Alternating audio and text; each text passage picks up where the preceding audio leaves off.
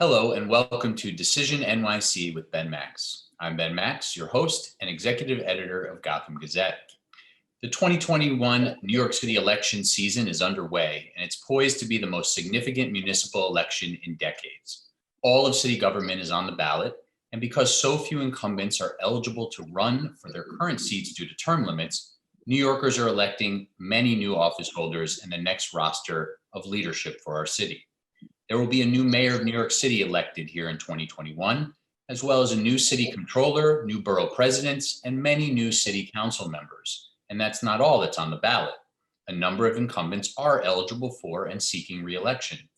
And there's a very crowded and competitive race for Manhattan District Attorney. Party primaries are set for June, and the general election will culminate on November 2nd.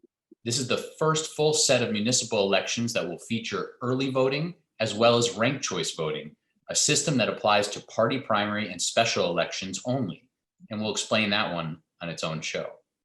The city election cycle would be of enormous importance under more usual circumstances, but it is unfolding at a time of great crisis for our city, raising the stakes of the decisions that you, the voter, will make. The new wave of city leadership will, quite clearly, make or break the city's recovery from the devastation of COVID-19 and its impact on health, families, jobs, education, and much more.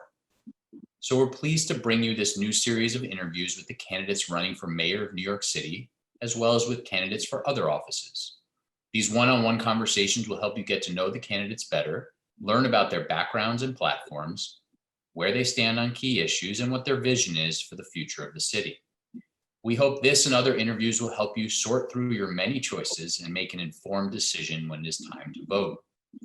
So let's get to today's conversation. Joining me now by Zoom is Aaron Foldenauer, a Democratic candidate for mayor of New York City. Aaron, welcome and thank you for being here. Thank you. Pleasure to be here, Ben. So let's jump right into it and your background, who you are, what you've done before coming into this race. And then, of course, we want to know about your platform and your ideas and all of that. But how do you capture broadly for people who you are and what you've done? I'm an attorney by trade, Ben. And after living in New York City over 15 years, I've been passionate about helping others. And particularly during these times, there are so many unmet needs in New York City, and the city is desperate for new leadership. We have upwards of 1 million people unemployed here in New York City. We've been devastated by the pandemic, and I'm focused on getting New York City moving again. Tell people a little bit more about your background, though, more about the work you've done. I know you've been in advocacy, but also, what you've done to pay the bills, so to speak. A little bit more about your background. So I'm an attorney by trade. I've also been in the business world. And what we precisely need right now in New York City is someone who can bring New York City back from the brink, given the billions of dollars in budget deficits that we face. I've also been a strong advocate for small businesses. As many of your viewers know, I stood up months ago for the right for our local restaurants to operate and to have indoor dining. I advocated for that issue. I've been the only candidate for mayor advocating for the opening of indoor dining. And less than a month after I started a movement to open indoor dining, Governor Cuomo caved and agreed to allow our great small businesses, our great restaurants to open for business. And what was your push on indoor dining? Why don't we stick with that for a minute? What did you want to see, and what do you think, what do you think the future of indoor dining looks like, given a rise in COVID cases as we await for a widespread vaccine, hopefully? One problem with our leadership is that we opened indoor dining too late. Our restaurants are one of our great assets here in the city. One reason people want to live and work here is because of our restaurants, our museums, and so on and so forth. And by mid-June, we actually had a very low COVID positivity rate across the city. It was around 1%. Indoor dining could have been safely open then, but unfortunately, our leaders did not open indoor dining until September. And now we're facing a small second wave. And I think the future of indoor dining is strong, and indoor dining should be allowed to remain open and all of those areas in which there is a low COVID positivity rate. In Manhattan right now, our COVID positivity rate is still very low. It's around 2.5%. So indoor dining should be allowed to function here in Manhattan and elsewhere where it's safe. Indoor dining should only be shut down in those particular zones where we actually are facing a second wave. There's no need for another across the board shutdown. Don't people go across borough and border lines though to eat? I mean, if you know, this is one of the sort of thoughts that you know, if there's indoor dining available in Manhattan but not other boroughs, you get people coming from areas with higher rates coming into Manhattan to eat inside. Most people are following prudent advice, and if they know they're in an orange zone or red zone, they're not going to travel. And in fact, we've had certain clusters in Brooklyn and Queens where there were limited shutdowns a month or two ago. Those worked. And now those areas are back open for business. And furthermore, Ben, there has been a large test and trace cohort here in New York City for months. And we have not seen any data showing that there has been any sort of super spreader or otherwise events connected to our restaurants. Yeah, in fact, Mayor de Blasio conceded on Monday that there's no evidence from all the testing and tracing and the science that's been done that there's any connection between indoor dining and increased coronavirus cases. Yeah, we've had some real problems with getting the full picture from that data. So I think there's a lot that's still a mystery, unfortunately. So what else do you think? I mean, this has obviously been a focus of yours, but what else do you think is key to the city's recovery? What are some of your other focus areas beyond trying to help restaurants survive? Obviously an important economic engine for the city, job opportunities there, but what else? What else are you focused on? What else do you think needs to happen to help the city recover? New York City has two big businesses, if you think about it. One is our beautiful office buildings. And in fact, in normal times, 1.5 million people per day come into Midtown to work, to socialize, and the like. And then the second big business of New York City is tourism. Tourism brings upwards of $5 billion a year in tax revenue alone to the city. So my platform for mayor focuses on reopening tourism safely and getting people back into our offices safely.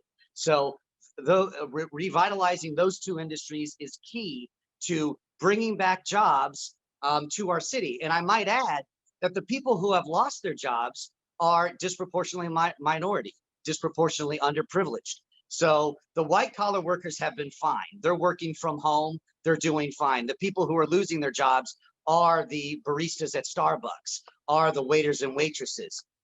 It's small business owners who are going bankrupt. The real sad thing, Ben, about what's happened with during the pandemic is that the big corporations are doing fine. Amazon is doing fine. Costco is doing fine. You look at the stock market, it's thriving, but it's our small businesses and it's the underprivileged and minorities that are being hurt. We're obviously talking under the auspices of the fact that the federal government has, you know, largely been missing for quite a long time in relief.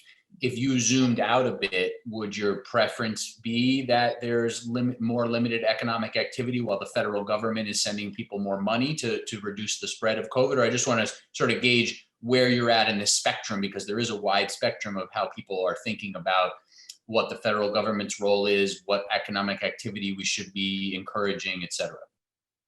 We have to figure out how to get people back to work. So one idea I have for safe tourism in the city is to create safe travel corridors with different cities across the country and different nations, whereby people are tested before they leave to come to New York City, and they're tested upon arrival. And if they don't have symptoms, then they're allowed to travel and spend money here. We do need to bring our tourists back, and that's one way we can do it. So I do believe that we can't just sit back and wait, particularly when certain areas are safe for people to travel, when we can do it safely. And the second thing I would say in response to your question is that we also need to get our fiscal house in order, both in New York City and in New York State. At this point, despite the billions of dollars that New York City is in the hole, there has not been a single layoff. And the same is true in the MTA.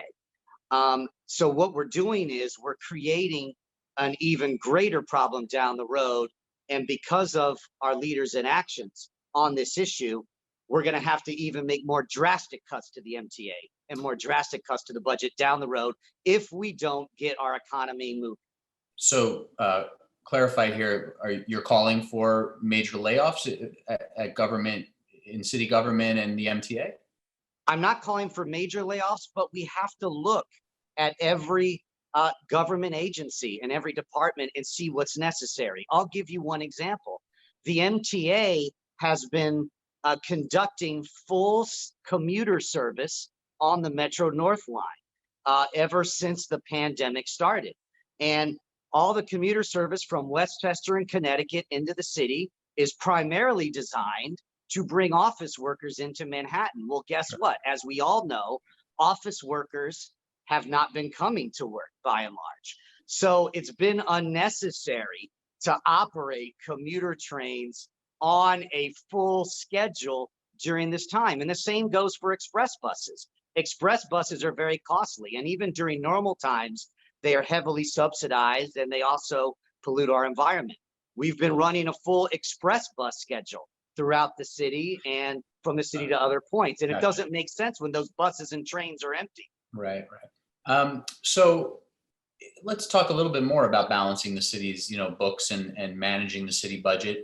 If you were mayor right now, are there other steps you'd be taking to try to get the city's fiscal health in order? The mayor has mostly trying to, been holding out for more federal help. He's sort of worked with the labor unions to kick some costs down the road a little bit, but we don't know what's going to happen from the federal government, and if it's just creating a bigger budget headache for the next year. But more structurally, bigger picture, are there things about managing the city budget and city government that you're thinking about? Well, one issue we have, for example, with our police force is overtime. A number of years ago, the city council and the mayor agreed to hire more police officers. And the idea behind that is that that would reduce excessive overtime. But in fact, since then, overtime has not been reduced. If anything, it's been increased. And there have been a number of instances where it's now been found out that workers were claiming overtime and actually not working. So one area we can look at is excessive overtime. We just have to look at the budget, Ben, with a fine-tooth comb, because if someone were to look at the actual expenses we incur, then you'll find areas where we can save and be more efficient as a city. We have to be more efficient as a city. With the budget hole that we're facing, we have to figure out how to balance the books. Let's zoom back out a little bit. We jumped into indoor dining and then other issues based on some of your early comments. But explain to folks a little bit more about your decision to run for mayor. You're not a sitting elected official. You haven't been a city commissioner like some of the other candidates in the race. There are other candidates, of course, who are running from having led nonprofits or other backgrounds. So it's not to say your bid is totally unique, but what's the decision to run for mayor from your perch and from a lack of experience in city government? The problem we have in New York City is that the political establishment has failed us. I've been speaking before groups of Democrats across the city for years. And I routinely, during those candidate forums, I ask people, are you happy with the way the city is run? And these are rooms full of Democrats. And of course, Democrats run this city. And I'm glad of that, by the way. But when I'm in those rooms full of Democrats and I ask them, are you happy with the way the city's run? No one raises their hand because people are upset with the political establishment. So what you have in the race for mayor now, you have several leading candidates who are part of the problem. They're members of the political establishment and have gotten us to the predicament we're in today. And then you have other candidates who have never run for a city office before. I have run for city office. I fought for reform. I fought for the opening of indoor dining. So I do have the experience required. And I also will bring a new perspective to the table to make sure that we get our budgetary house in order and that we get our economy going so that we can get minorities, immigrants back to work, so that we can fill our office buildings and so that we can have people come back and be confident in returning to this city.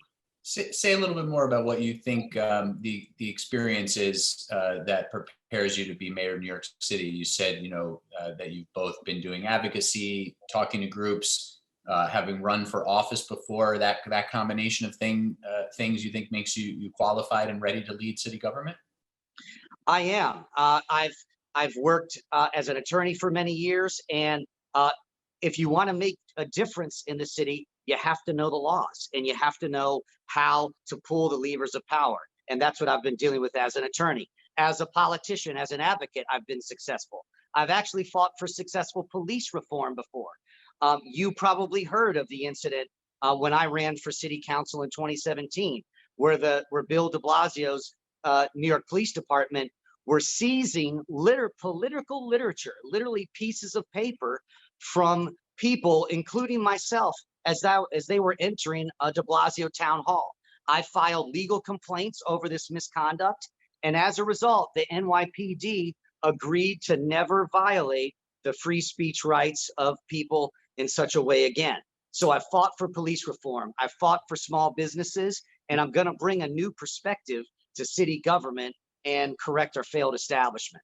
Two quick follow-ups on that. Remind me what the literature was that you and others were passing out that day? There was a town hall where Mayor de Blasio and a council member were speaking in Lower Manhattan, and the police were set up at the front with metal detectors, canine dogs, and everything. And they were going through people's bags. And if you had a flyer that said, vote for someone other than Bill de Blasio, if you had a flyer that said, vote for someone other than the incumbent city council member he was speaking with, the security for the NYPD was literally telling people, you cannot take those pieces of paper into this forum. And they were throwing them away. What were the pieces of paper? They were political flyers. So I had flyers that said, vote for Aaron Foldenauer for city council. Right. And I had those flyers in my bag then. And the police told me I could not take those flyers that were in my bag into the forum. And if you were a voter, if you had taken a piece of paper that said vote for Aaron Foldenauer for city council, they would have gone through your bag and said, Ben, you cannot take this piece of paper into the forum. Therefore, I'm going to take it from you. That's what happened. It's documented. There's a YouTube video on my YouTube channel that shows it. It's been covered in a number of publications. And I recall. Yeah, and of course, the political establishment yawned at the time, but it's actually a very big deal. So let's talk a little bit more about your platform. What are some other issues you want to highlight? Some other ideas? Are there big ideas that you're sort of putting at the front? Trying to draw out from mayoral candidates. What are some of the big ideas for the city's future that you might have that you want voters to know about?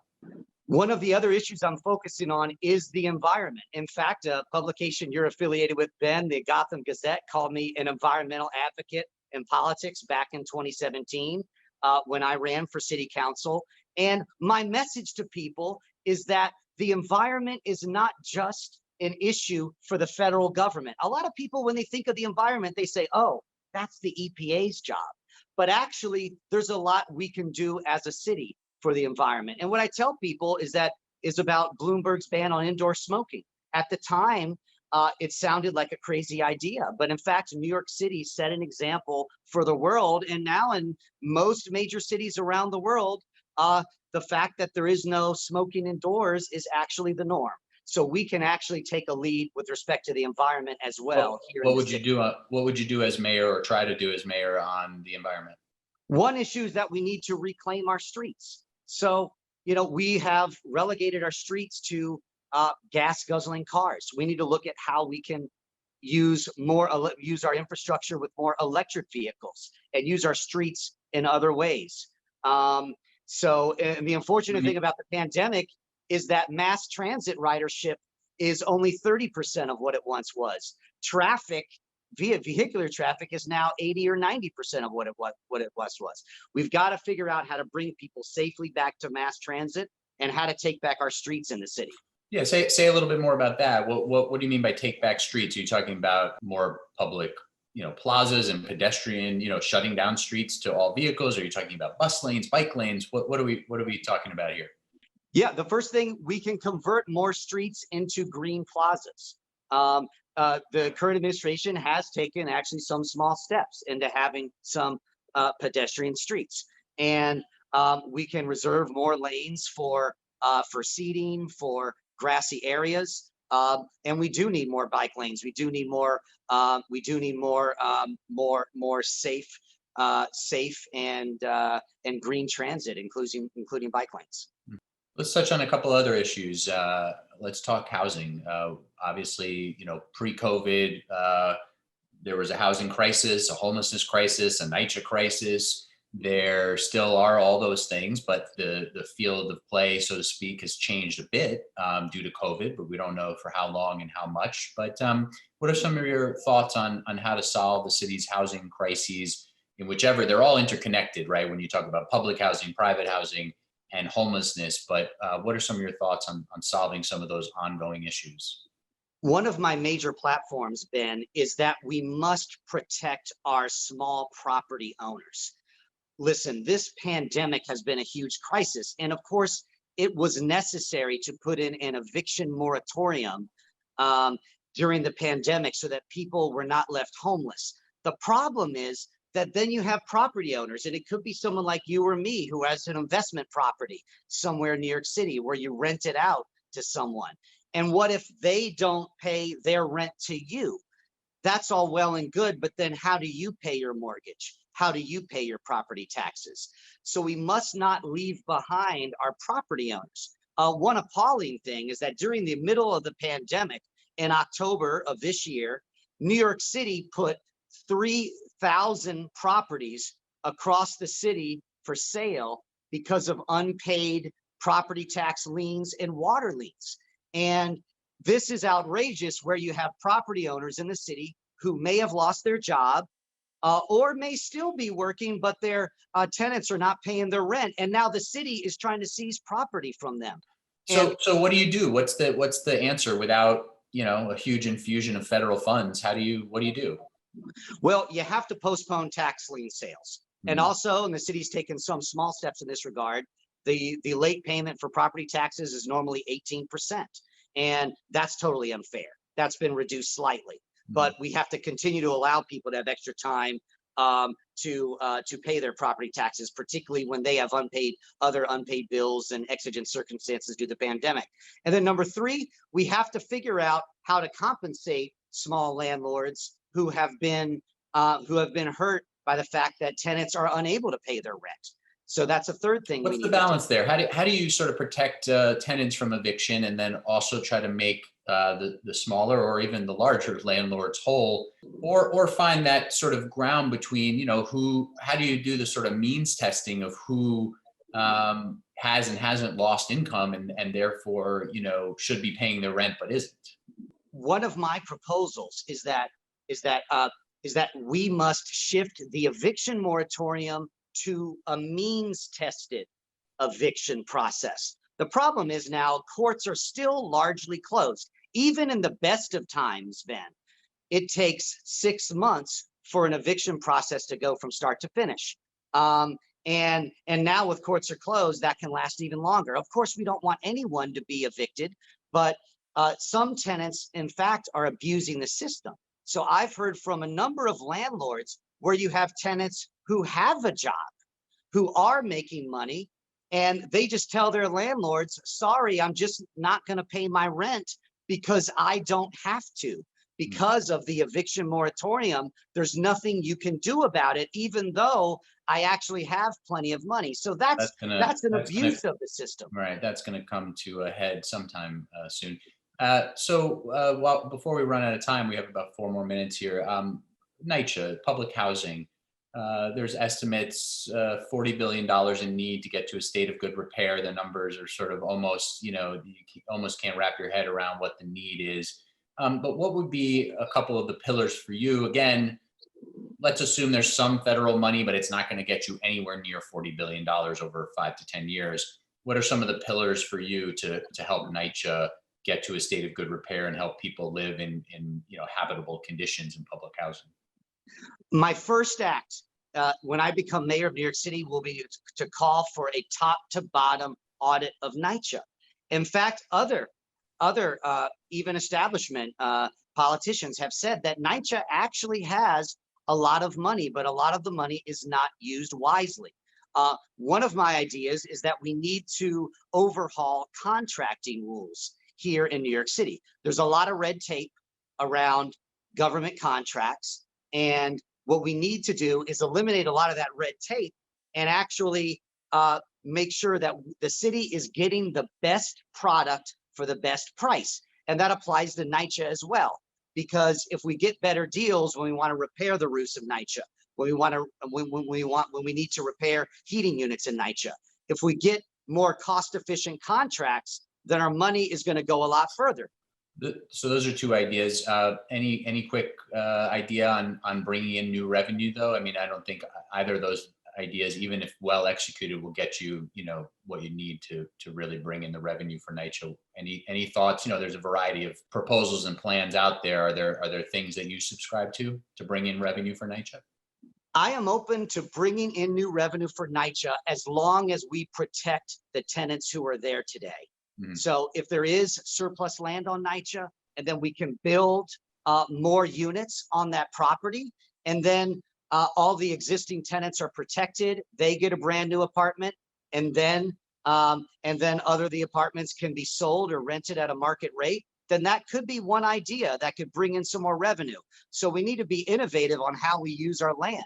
And I've knocked on many doors in NYCHA, Ben, and I can tell you that some of those units border on uninhabitable. Sure. And it's really a shame that the city's leaving these people behind. I think voters would be interested to hear a minute on how you think about running the police department if you were mayor. Are there policing reforms you would enact or roll back, or an approach that you want folks to hear about? Yes, in fact, I've articulated a comprehensive policy on police reform, and the main problem with our police is that we don't need a police force, but rather we need a police service. And Mayor Bloomberg many years ago said, oh, the NYPD is the 7th biggest army in the world, and that it's his army. That is not the right way to think about our police. In fact, under the Giuliani administration, what Giuliani did was redesign the uniforms to make them appear more intimidating and more militaristic. We need to take away the military aspect from our police and turn the police into more of a public service, which is what it should truly be. And that's what our citizens want. Okay. We'll look for more detail from you, I guess, on your website. Final two questions in brief. One, what letter grade would you give Mayor de Blasio for his tenure if you had to give one? If anything, he gets a gentleman's C. He has done some good things, but I think a lot of people realize that he's had higher aspirations. He's been looking beyond New York City, and people have been struggling even before the pandemic. And lastly, do you have a political role model or hero that you want to name for people? One person, past or present, who you look up to in politics? It's hard to name one person, but what I do promise to the people is that I'll pledge to do my best and use my legal experience and my leadership experience to make this city a better place. All right, Aaron Foldenauer, thank you for joining me. Thank you, Ben. And thank you for watching Decision NYC with Ben Max. Key decisions for New York City voters are coming up in June and the fall. There's a lot on the line for all of us in the future of our city. I hope this conversation was helpful. I'm Ben Max. See you next time.